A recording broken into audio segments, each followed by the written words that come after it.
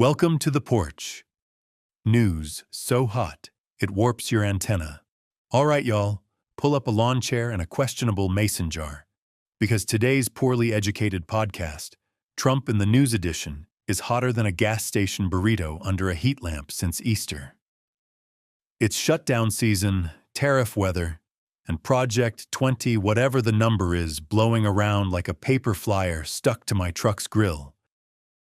I'm your host, America's favorite porch philosopher, coming to you live from the edge of a yard where the grass is mostly ambitions and the HOA is a rumor.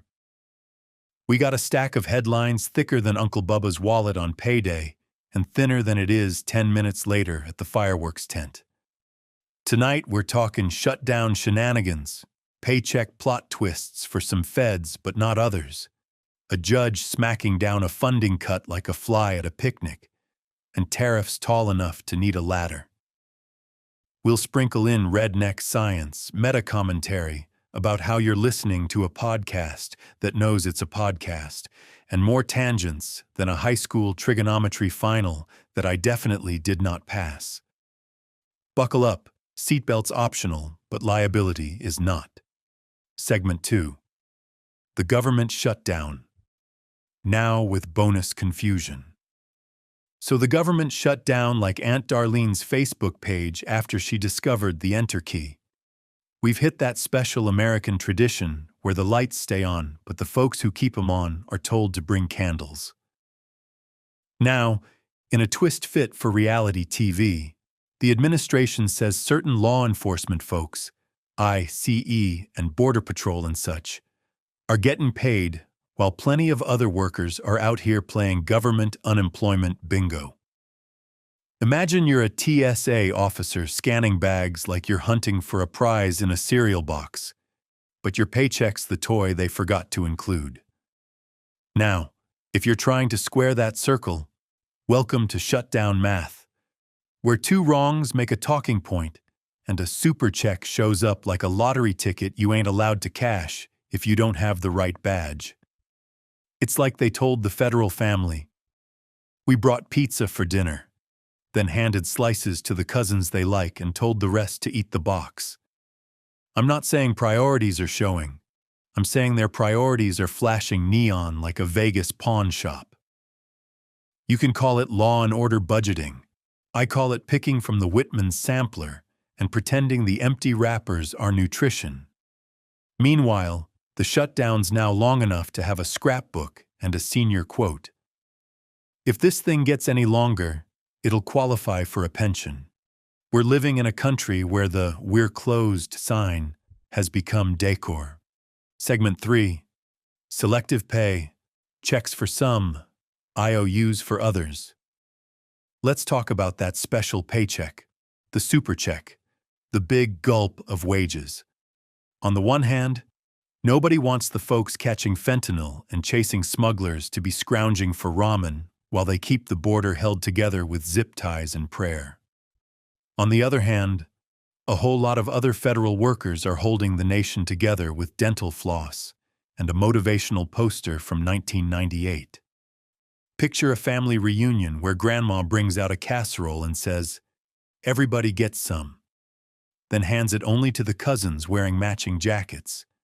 If you're the cousin without the jacket, you're nibbling on the crispy cheese stuck to the pan. We got agencies trying to lay people off mid-shutdown like the HR department bought a Groupon for pink slips. Courts jump in sometimes like, "Not so fast, Sparky," and then everyone goes back to the world's dullest rodeo where the bull is paperwork and the clown is your 401k. You tell me this ain't politics with a side of performative compassion. Personally, I think if you're going to turn paychecks into a game of musical chairs, at least give folks a banjo and a fair chance to sit.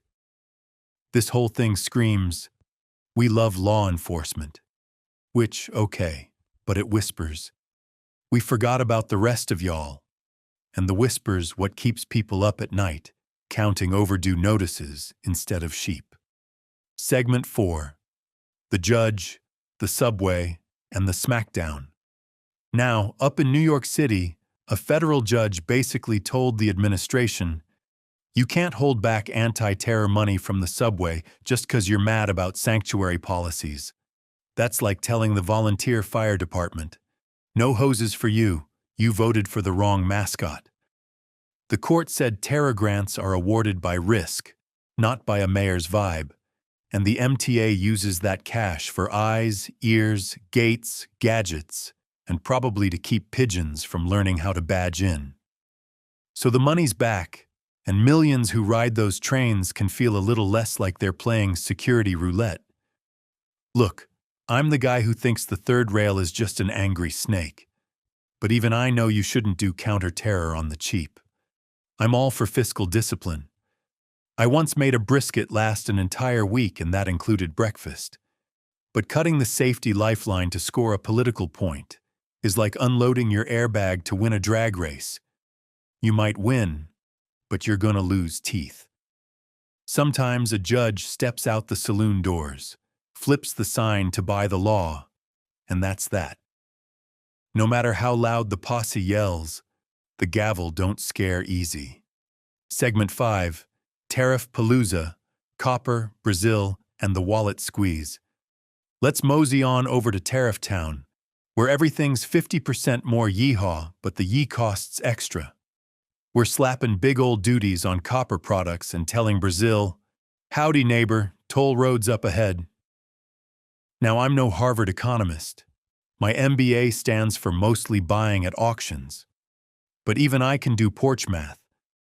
When the government taxes the stuff that becomes the stuff that you buy to do your stuff, eventually your wallet feels like the fifth wheel on a four-wheeler. Tariffs can be like putting barbed wire around your garden to keep out rabbits. Next thing you know, you can't get in to water the tomatoes. Folks say it'll raise a truckload of revenue, trillions over a decade if you believe the number wranglers, and the average household pays more whether they wanted the deluxe package or not. That's not some abstract Wall Street parable. That's why your new fridge sounds like a helicopter, but costs like a small resort. I get the argument. Bring back jobs, punish cheaters, protect the homeland from cheap doodads. But if my fix for knee pain is breaking my ankle, we have misdiagnosed the patient. I want smart trade like I want smart tractors, rugged as heck, parts available, and you don't need a subscription to shift to second gear. If the policy's great, you shouldn't need a lawyer, a translator, and a priest to explain why your copper wire now costs the same as a used bass boat. Segment 6. Project 2025. The binder that ate the bureaucracy. Sometime between the swearing in and the swearing at, a big binder called Project 2025 kept wandering from think tanks into policy like a stray dog that learned to open the fridge. Depending on who you ask, parts of that blueprint are already getting stapled into reality. Shrinking agencies, moving power into fewer hands, fast-tracking everything that looks like deregulation, and slow-walking the stuff that looks like oversight. I read summaries till my eyeballs needed an oil change. The plan says it's about efficiency, but there's efficient like I sharpened the axe, and efficient like I sold the axe and we just believe the tree will fall. A big chunk of the recommendations are reportedly underway or fulfilled, which means the binder ain't just for show and tell anymore. If you're a redneck like me, this is where you say, friend, if you're gonna rebuild the tractor while it's plowing, at least warn the driver so he wears a helmet. I'm all for reforms. Heaven knows we've got forms to reform. But if the result is fewer folks to check the bridge bolts, we shouldn't be surprised when the yield sign starts sweating. There's a difference between cutting fat and slicing tendon. Both are technically weight loss, but one makes you fall down the stairs. Segment 7. The Musk Tried It chapter. From bromance to broke glass. We can't do a Trump in the News roundup without tipping the hat at the Musk miniseries. Entered government, chopped like a hibachi chef, exited like a cat that learned how to open the door. Their friendship turned into a soap opera with a soundtrack of litigation and sub-tweets. And somewhere in there, a big budget bill got caught in the crossfire. I don't doubt the intent. Streamline, digitize, save money, reduce swivel chair time. But when the 130-day egg timer dinged and the bromance roller coaster hit the corkscrew, the country got whiplash. This is what happens when your org chart looks like a demo day at a startup, but your stakeholders are, everyone. Don't get me wrong. Some agencies need a shove, some need a hug, and some need a lock on the snack drawer. But if your efficiency strategy is surprise layoffs with a side of data for days, you might win some headlines and lose some civil servants who know where the important spreadsheets are buried. That institutional memory ain't sexy, but it's how you find the valve that stops the leak when the leak starts talking back. Segment 8. Science versus hot takes. When health policy does karaoke. Then there's the health chatter. Wild theories popping up like dandelions in a yard no one mows. Nothing makes me clutch my trucker hat like a cabinet-level conversation sliding into, I heard on a podcast that, territory. I got a simple rule. If you're gonna make national health policy, maybe don't do it based on theories that sound like late-night AM radio wedged between Bigfoot and the Chupacabra. The country needs doctors talking to data, not data being duct-taped to a microphone. Real scientists spend years proving boring things that save lives. Grifters spend minutes saying spicy things that get clicks. You can guess which one the algorithm loves. Meanwhile, families hear a headline, "Panic buy supplements," and forget that the best medicine sometimes is the one your actual doctor recommended when you actually saw them in an actual clinic. Call me old-fashioned, but I like my public health like my barbecue. Tested, not guessed, and never served raw. Segment 9. Climate and Courts, Bayou Bench Press. Down in Louisiana, a judge told an LNG project, "Y'all forgot to factor in the climate math," and sent the permit back to the kitchen. That's not tree-hugger poetry. That's the law doing long division. If you're gonna build an industrial beast on the coast, the least you can do is explain how it won't deep-fry the neighborhood every hurricane season while gassing up the thermometer like it's a dirt track racer. Industry says the appeal's coming. Activists say the community is finally heard. I say, I like lights that turn on, but I also like shrimp that don't glow in the dark. We keep acting like the atmosphere is a rental car where we can just decline the coverage and toss the keys back. Turns out the clerk is a judge with a gavel, and the deposit is your grandkid's house insurance. If balancing energy, jobs, and climate is hard, that means it's important. Hard is where grown-up policy lives. Segment 10. What it costs, the bill always shows up. Let's put the porch light on the big question, who pays? Tariff fans say foreigners, like the money sprouts from a piñata over Shanghai. But when I bought fence wire last week, the clerk looked me dead in the eyes like he was delivering a eulogy and rang up a number that sounded like a VIN. That ain't foreigners paying. That's me and you.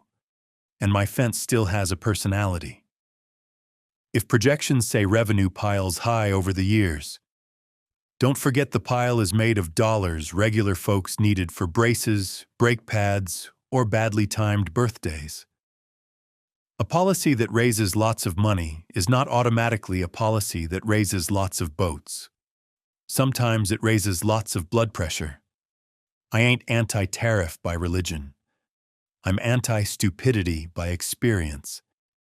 If the goal is national strength, then measure it by whether more kids can afford lunch, more towns can fix bridges, and more small shops can keep the lights on without selling the freezer. You want America to win? Start counting victories in repaired potholes and replaced lead pipes. My cousin says tariffs are like hot sauce. A little wakes you up. A lot makes you cry in the parking lot. Segment 11. The meta moment. Yes, we know we're a podcast.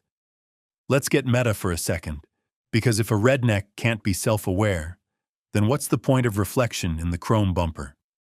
You're listening to a show that jokes about the headlines while the headlines try to be jokes.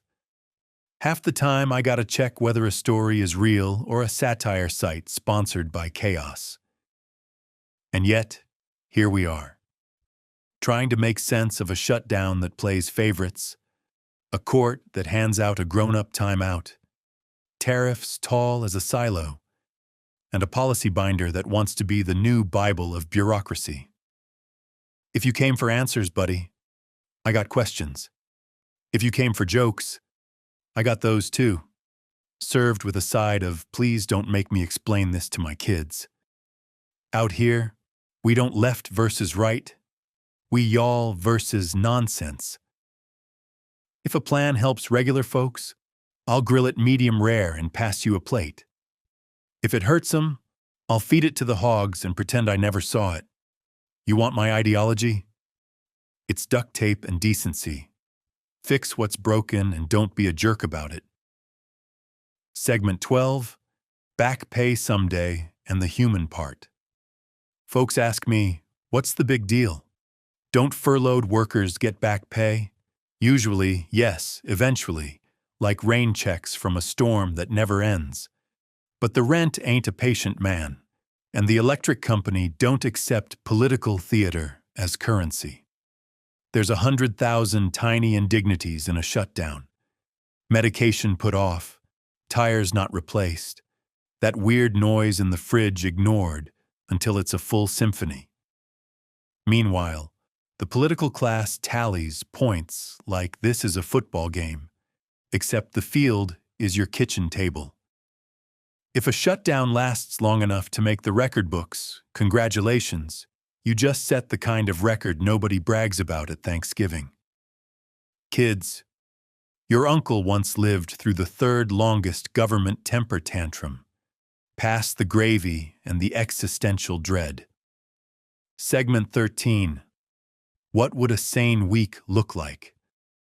Let's dream recklessly.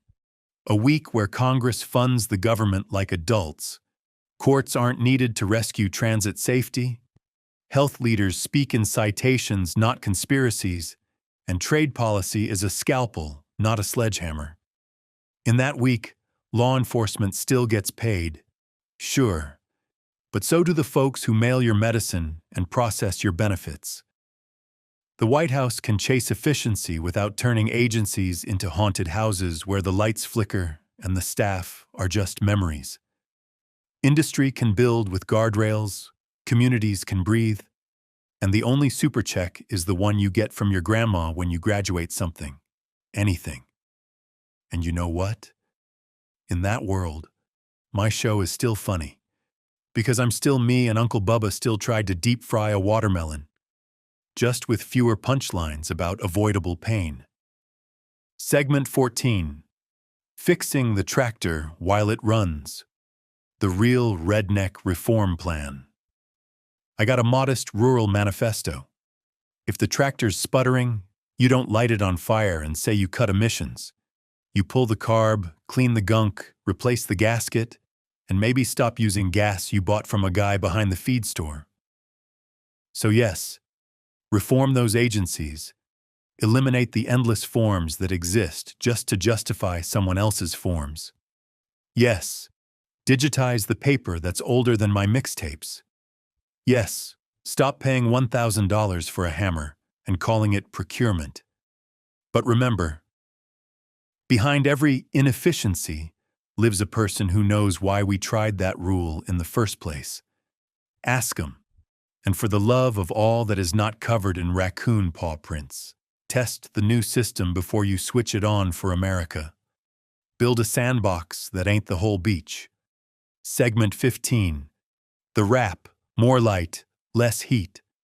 So here's where we land, friends. The shutdown is a choice wearing an accident costume.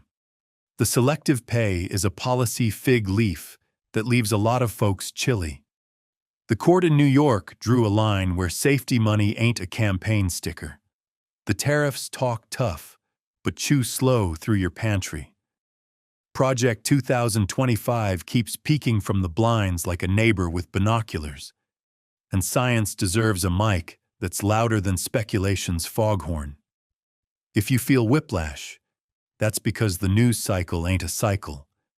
It's a tilt-a-whirl ran by a carny who thinks safety bar is a suggestion. What do? We keep paying attention. We keep asking boring questions like who pays, and does it work, and who gets left out. We call our reps, even if they only answer email when Mercury's in retrograde.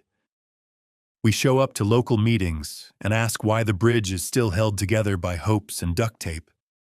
And we keep laughing, not because it's all funny, but because we're not letting the absurdity steal our oxygen. This has been your Poorly Educated podcast, where the takes are medium well, the facts try their best, and the host always returns the shopping cart unless it's uphill and my knee is acting up. Till next time, keep your receipts, your sense of humor, and your neighborly heart. And remember, if a policy sounds like a dare, don't take it.